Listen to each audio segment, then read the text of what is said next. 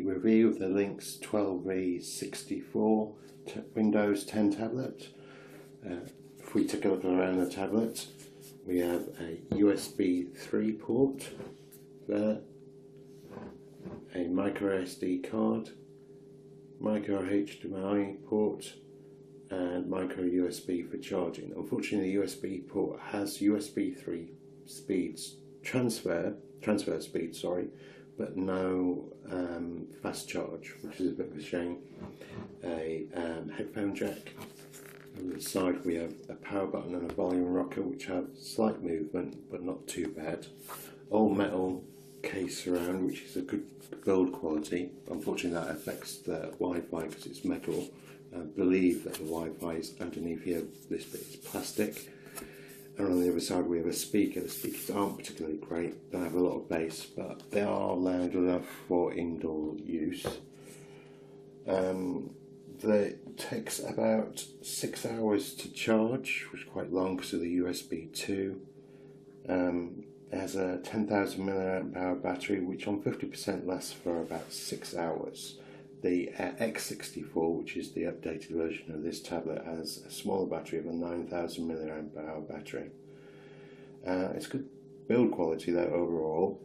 If we open up the page, I'll show how bright the screen goes. It's on 50% at the moment, at 75 and 100, and on 0% you can see it goes very dark, for perfect for night reading. The keyboard is quite good.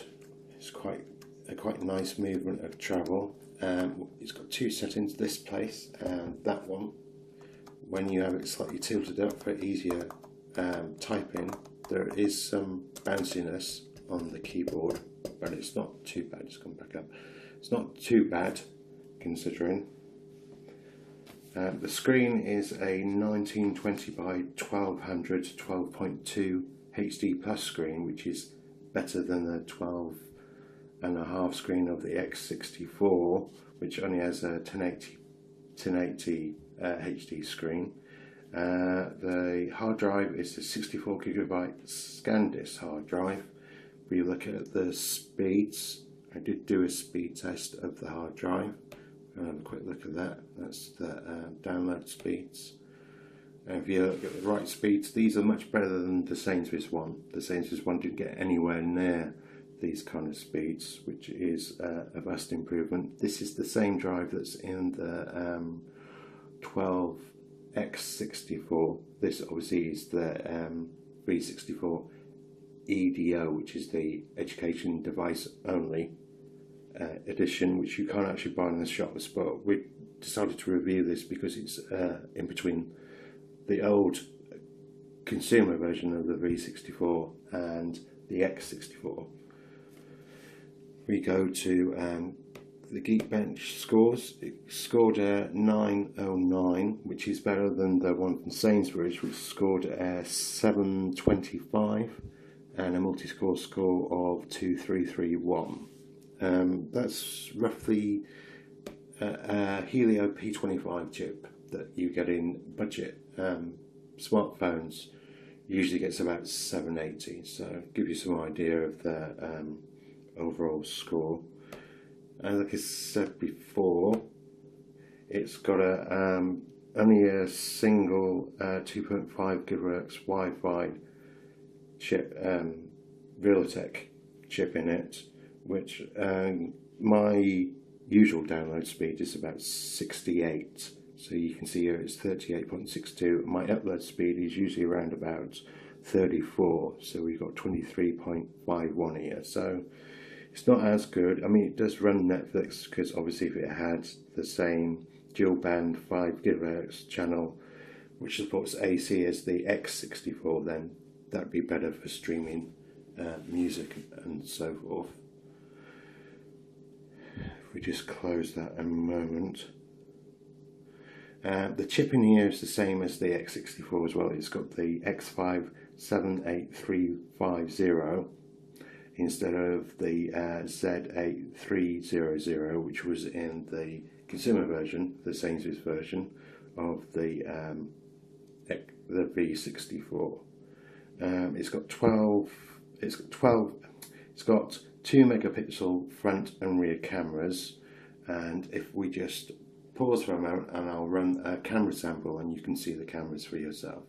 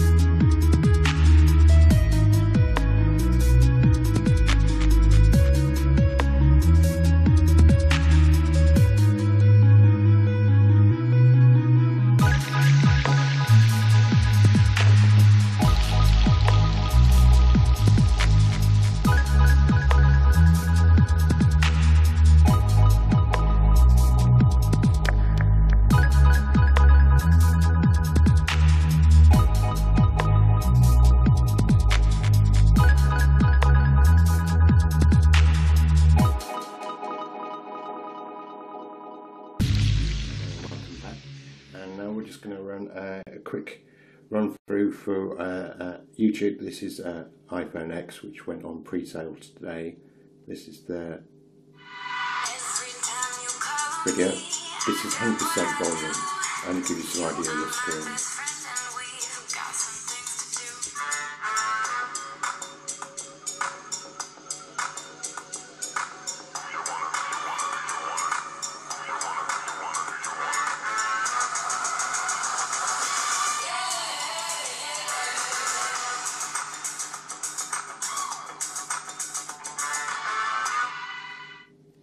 And that's £1,000 phone there for you. We'll see how quickly some of the websites open. So we'll go to a really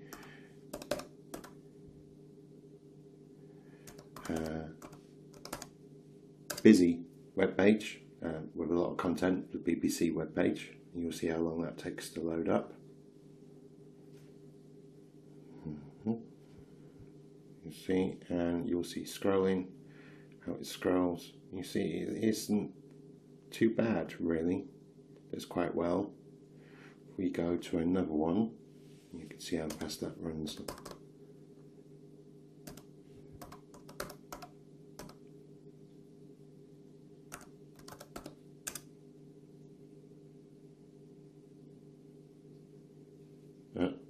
Wrong address. We go to our address. That's easiest. There's so much content on our page. And obviously you can see it's scrolling quite well. Some of the things on our page. We have the iPhone 10 here. They're available pre-order today, and how to save £400, just in case you're interested. We'll be doing another video on the news this week, which I hope to put on YouTube tomorrow. We can go somewhere else.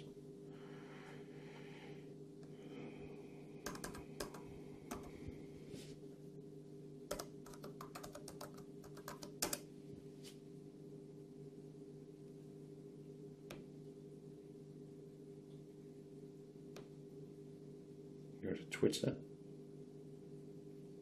And you can see how long it takes to load up. Tech news from Twitter. We just go to some of the apps while we're here. We'll load up Twitter on here, and you can see how long the apps take to load. You see, not very long at all. Close that and close that. Okay, and we'll just run a quick video on here. You can see what it looks like and sounds like.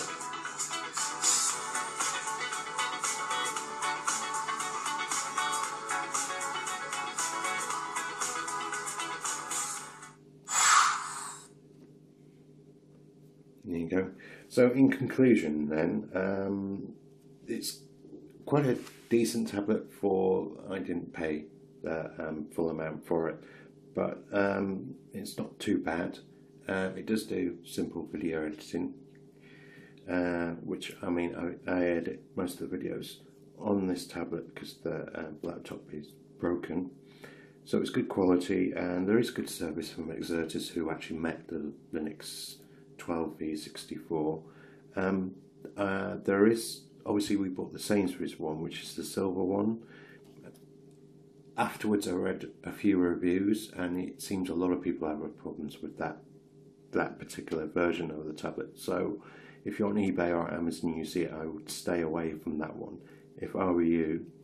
The first one we had, actually, to be fair, was not wrong. It was actually a Windows update that completely bricked the tablet because of it changed the fast boot setting in the BIOS somehow. There are better priced Chinese Windows 10 tablets, mainly from Chewy, which you can get on GearBest for about £140, which dual boot, unfortunately with KitKat, which is well out of date. But then you have to deal with the Chinese customer service, which can be a little bit hit and miss. I wouldn't pay more than £200, not even for the X64, to be brutally honest with you. And I have seen it for about £245, £300. At that price, it's not worth it. But £200 or less, it's definitely well worth a 2-in-1 because it is a laptop and a tablet. I hope you enjoyed this review, and if you liked, give us a thumbs up or a thumbs down, and comment any questions that you have. Thanks for watching, and I'll see you in the next one.